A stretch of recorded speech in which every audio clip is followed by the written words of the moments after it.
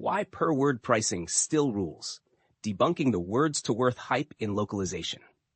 Welcome to Localization News You Can Use, your daily dose of localization know-how. Forget the obituary notices. Per-word pricing is far from dead, and today we're tearing up the myths that keep trying to bury it. Everywhere you look, slick slide decks promise a brave new world of value-based billing or dreamy hourly models that will apparently save budgets, woo clients, and make linguists dance in meadows. Yet the numbers and the day-to-day reality in localization tell a different story. First, let's tackle the AI elephant. Yes, machine translation can spit out paragraphs faster than a toddler can say, again. But speed isn't value. MT output often arrives looking polished while hiding the sort of semantic potholes that pop tires at full tilt. Post-editing that mess means interrogating every line, second-guessing invisible shifts, and wrestling the text back to brand accuracy. That takes laser-focused expertise, not just typing fingers. Slashing rates because the machine has done the heavy lifting is like paying a pilot less because the plane has autopilot. Here's where the trusty per-word model shines. It's brutally transparent. X words times Y rate equals Z cost. No sliding scales, no mystery multipliers. Crucially, it rewards mastery.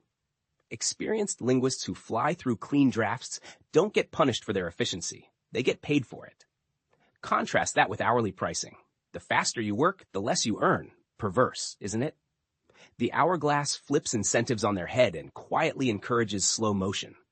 Some propose edit distance adjustments as a clever add-on, and when translation memory matches are sketchy, that tweak can absolutely fine-tune fairness. It's a layer, not a replacement. Likewise, productivity tools such as MemoQ can measure the real editorial grind, proving that just light post-editing often isn't light at all. Then there's the glamorous talk of value-based fees. In very specific consultancy scenarios, say revamping a SaaS knowledge base to slash support tickets, pricing against a KPI makes sense. But let's keep the lanes clear. Strategic advisory sits in one budget bucket, production in another. Trying to stuff both into a single worth, price confuses clients, torpedoes project planning, and invariably shoves risk onto the linguist. Agencies chasing headline-grabbing innovation can end up centralizing control while decentralizing accountability. That's not progress, that's sleight of hand.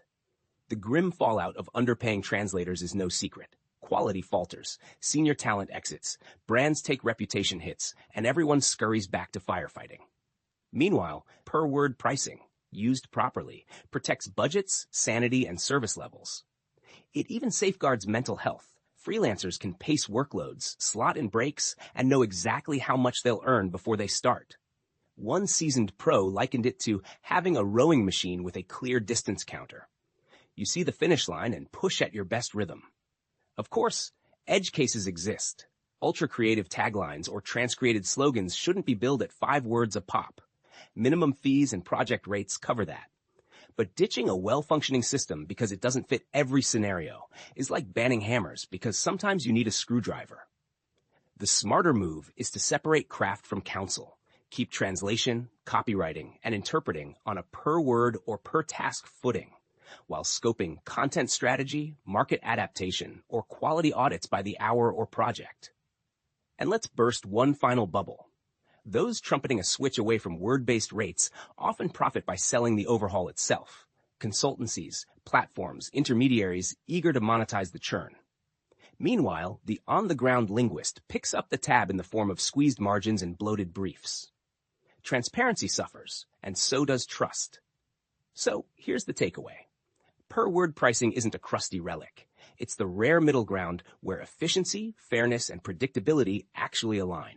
Tweak it, complement it, modernize the tooling around it, but don't toss it out for a shiny slogan. In a sector already juggling AI, tighter timelines, and global brand nuance, we need fewer Trojan horses and more sturdy workhorses. Per-word remains the stallion. Thank you for listening to this episode of Localization News You Can Use, your daily dose of localization know-how.